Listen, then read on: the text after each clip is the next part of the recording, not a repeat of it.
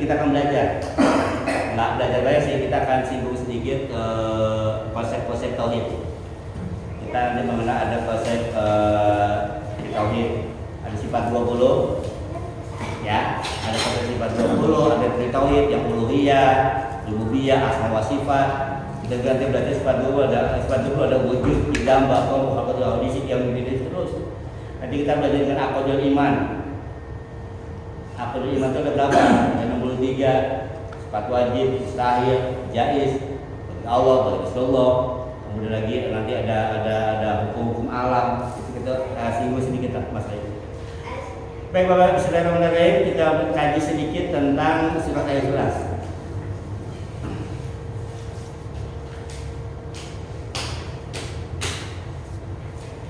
Di sini saya kasih contoh salah satu hadis itu di tafsir Ibnu Katsir ini Pak. Di sini sanad hadis itu disebutkan secara rinci, ya. Dari A ke B, B ke C, dari anu di anu, ini dari sini ini disebutin. Di contoh kalau kita pengen tahu hadis, kenapa tafsir Ibnu Katsir itu masuk dalam kategori tafsir bil ma'sur. Dia menjelaskan ayat dengan hadis. Baik, bismillahirrahmanirrahim. Qul huwallahu ahad, Allahus samad, lam yalid wa lam yulad wa lam yakul lahu kufuwan ahad. Surah Al-Ikhlas ini terdiri hanya dari 4 ayat. Terdiri dari 4 ayat. Ini dibilang makkiyah madaniyah karena turunnya berulang-ulang.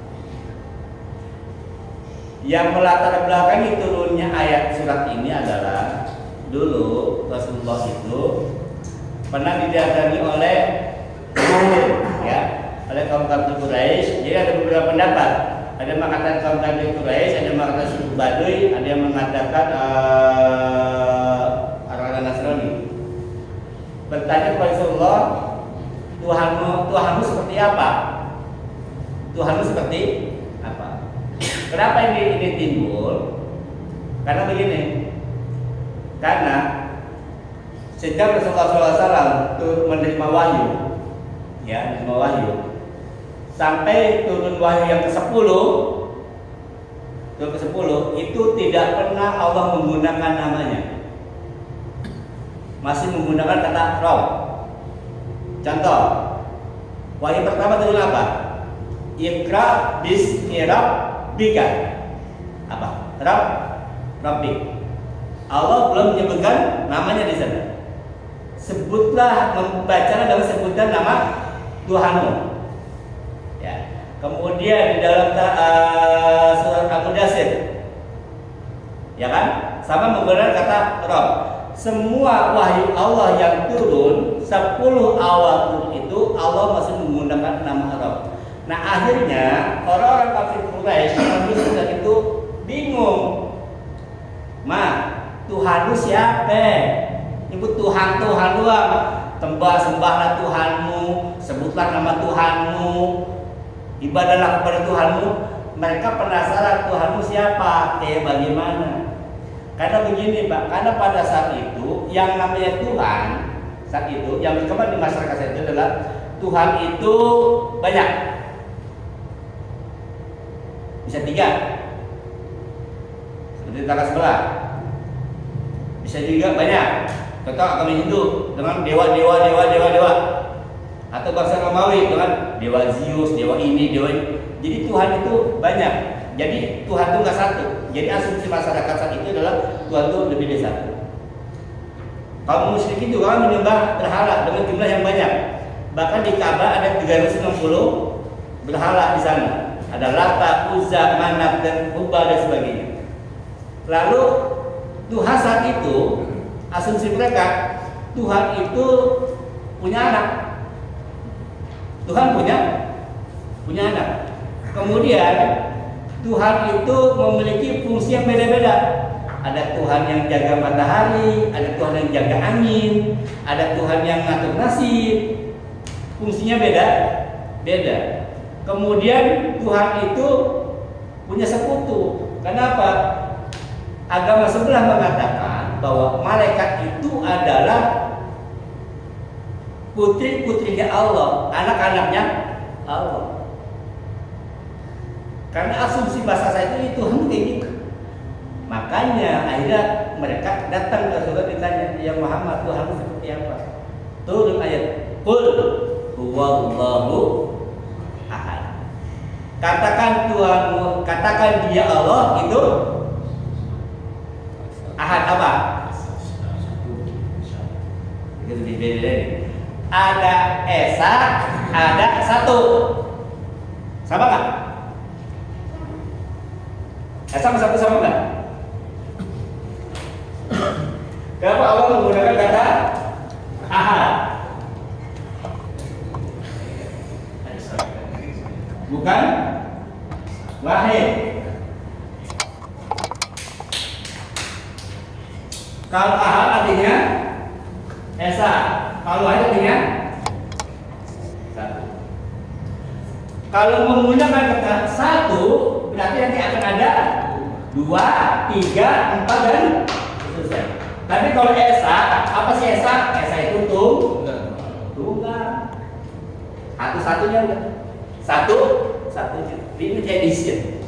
Kalau kata Edi lah. Terbatas. Ya kan? Limited edition. Nah, maka digunakan kata ahad di situ. Kata bahwa Allah itu tunggal. Tunggal apa? Tunggal segala-galanya. Tunggal yang dengan zatnya, dengan sifatnya, dan dengan af'alnya. Nah, mulai belajar tauhid. Mulai belajar ilmu tauhid. Allah itu tunggal dengan sifatnya. Jadi Dia ada itu cuma sendirinya sebelum apapun yang Dia ada. Karena segala sesuatu selain Allah itu adalah makhluk. Allah itu nggak butuh bapak, Allah nggak butuh ibu. Allah butuh tempat nggak? Allah butuh tempat nggak? Arsy itu diciptakan oleh Allah. Berarti ini dulu Arsy apa ini dulu Allah? Sebelum adanya masa, sebelum ada era apapun, Allah sudah ada duluan. Di dalam sifat itu sebutnya dengan tidak. Jadi Dia ada sebelum kata ada itu ada.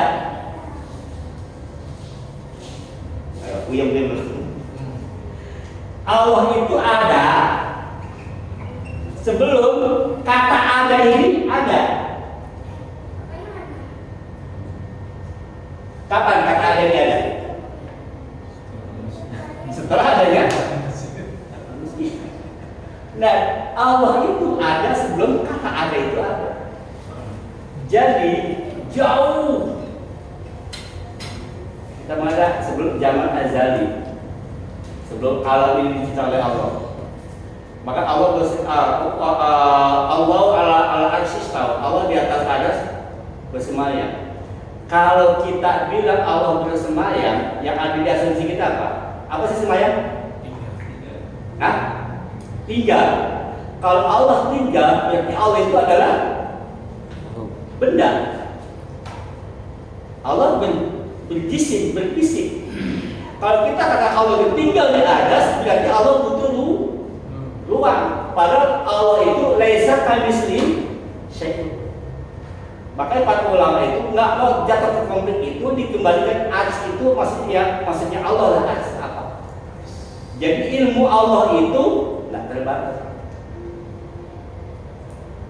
Arsy yang Allah maksud apa? Nggak tahu. Wallahu a'lam bishawab. Nggak jangan bicara arsy. Alif lam mim apa artinya?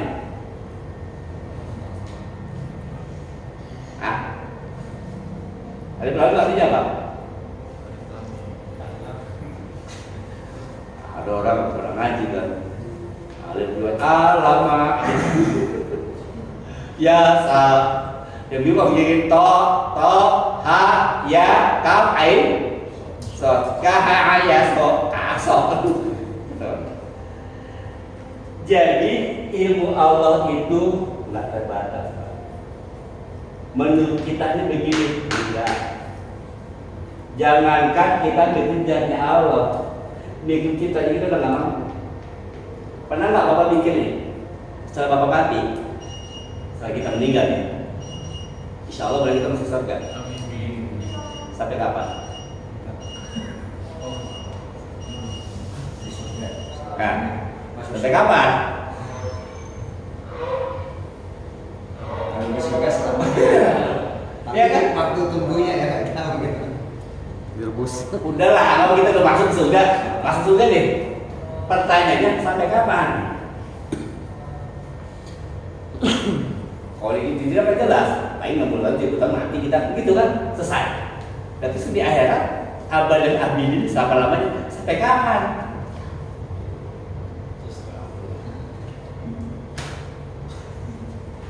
Baik. Allah itu esa tunggal dengan zatnya. Dia nggak butuh materi apa. Makanya jangan pikir Allah kayak apa, jangan dipikirin. Jangan pikir Allah itu terbang, besok enggak nih, jangan. Jauh. Lah karena kayak gitu Bapak lihat alam tata surya aja tuh, dan galaksi Bima Sakti dan bla bla bla gitu kan. Kebayang nggak bumi kayak apa kecilnya? Bumi sama Pluto gedean mana? Pluto. Tuh Jupiter. Di bumi nih. Di Jupiter nih. Ukurannya matahari nih. 140 kali besar bumi. Makanya ini masih beredar ketika matahari masih ada. Kenapa? Karena ada gravitasi matahari, maka semua beredar pada orbitnya. Ketika matahari dihancurkan oleh Allah, ini ada gravitasi nggak? Udah, akasnya tabrakan tuh. Bumi hajar Mars, Saturnus tabrak sama Jupiter, coba. Jangan. Jadi Allah kalau bikin kiamat gampang. Ini aja matahari satu, selesai. Terus Allah di langit. Langit di mana, Pak? Allah di langit, di bumi nih. Bumi nih. Ini kutub utara. Kita bikin dulu ya. Itu utara nih. Ini kutub selatan. Ini orang Eropa, ini orang Australia. Kata orang Australia, Allah di atas. Berarti di sini. Kata orang Eropa, Allah di atas, di sini. Benar nggak? Nah, kata pas Bayu di Indonesia kan katakan nih, Allah di sini adanya.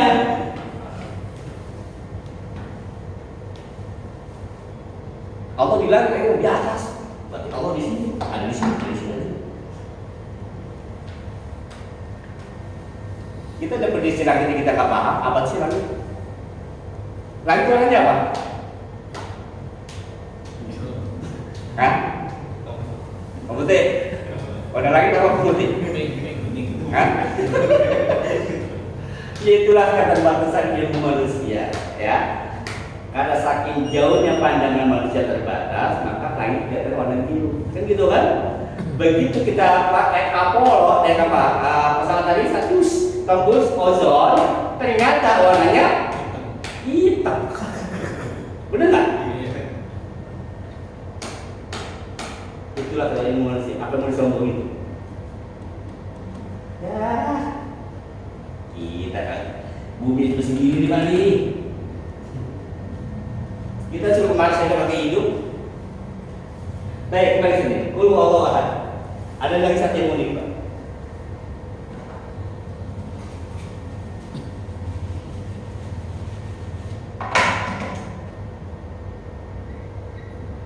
Qul huwallahu ahad.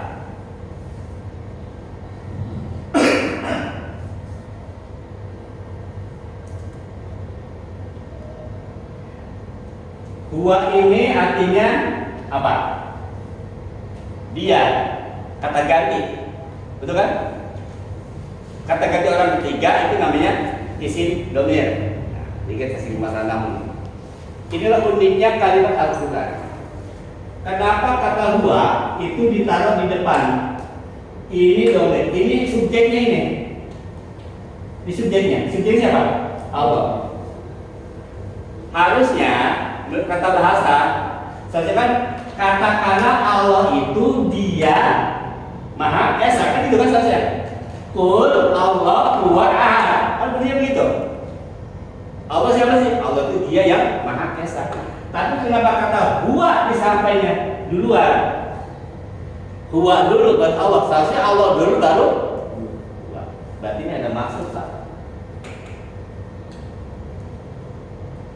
Ada maksud.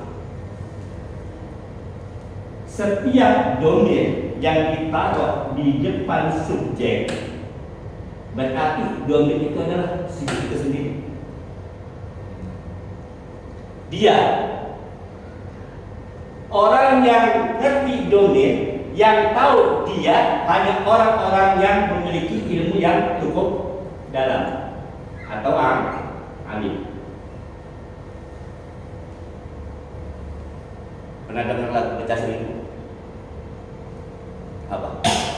Hanya dia. Dia itu siapa? Yang tahu dia itu siapa? Yang bersangkutan. Makanya kita orang nyebut huwa, berarti ini adalah Allah.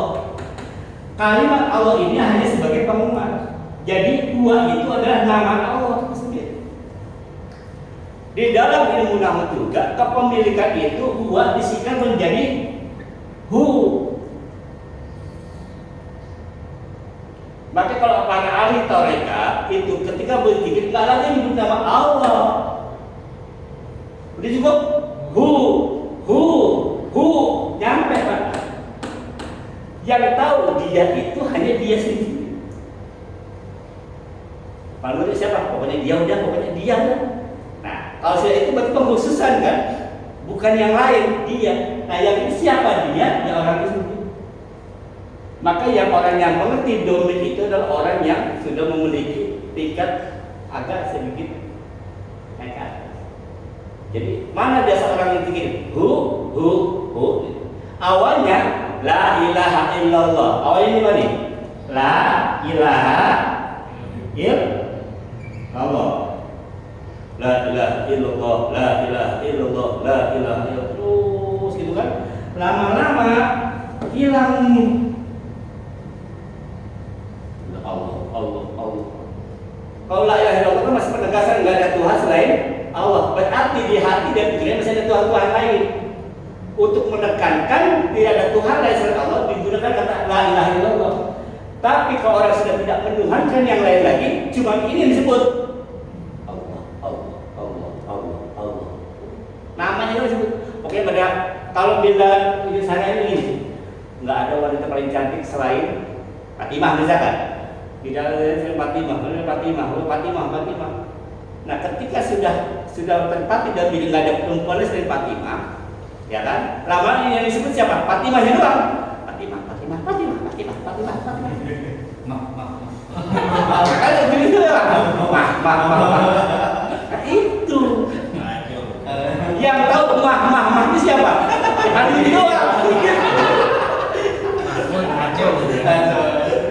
Jadi ini dikira sudah pikir. Nah ini sedikit kita belajar tentang tarekat sedikit ya. Jadi maka saya bilang begini, jangan juga kita buru-buru menyalahkan. Ya orang beribadah itu karena ada ilmunya, Pak. Begitu kita belum nyampe, kenapa itu orang hu. Kalau kayak dia kan apa tuh hu. Tapi dia udah nyampe. Kenapa? Yang di hati dia udah dia. Yang paling kuasa dia, yang paling perkasa dia, yang maha pemurah dia. Siapa dia berarti? Hanya di dalam bahasa Arab, huwa itu bisa kepemilikan sebenarnya lahu, kan gitu. Lahnya dibuang, jadi hu. Kalau anta inilah laka buat laki-laki, kalau perempuan laki, kalau dia perempuan laha. Apa doakan Allahumma firlahu warhamhu wa'afihi wa'anhu. Kalau laki kalau perempuan Allahumma firlaha warhamha wa'afiha wa'anha. Ini buat perempuan mu'annas. Nah kali ini buat laki. Ini ada sedikit Pak ya kupasnya. Kalau mereka lebih dalam lagi sama. Jadi sedikit kita tahu kenapa ada orang mungkin ini pengambilannya. Masa orang lagi nyebut nama Tuhan kita bikin sesat orang. Ustaz maaf, Ya. kalimat dua Allah itu kan kalau pakai bahasa dua itu laki-laki, pada dia Allah. Kenapa Allah menggunakan kata laki-laki? Gitu ya? Iya. Qul huwallahu ahad. Laki-laki itu melambangkan apa? Di dalam kakak yang disebut siapa? Satu keluarga. Kalau jangan, Hah? kalau jangan, Laki-laki itu mewakili karena laki-laki pemimpin. Itu simbol. Bukan berarti Allah berfirman sebagai laki-laki. Wah Allah tuh laki, Allah tuh dua makanya. Ini pengira susah. Dua itu laki-laki digunakan sebagai satu simbol keperkasaan, simbol mewakili semuanya. Karena laki-laki adalah pemimpin. Laki-laki adalah pemimpin. Semua kadang menggunakan domir dua. Tidak menggunakan dia. Kalau digunakan dia kan perempuan kalau iya. Kalau huwa berarti laki-laki, kalau dia perempuan. Kenapa Allah menggunakan kata huwa? Ya, domir laki-laki itu menunjukkan bahwa mewakili keperkasaan, ya, dan sebagainya.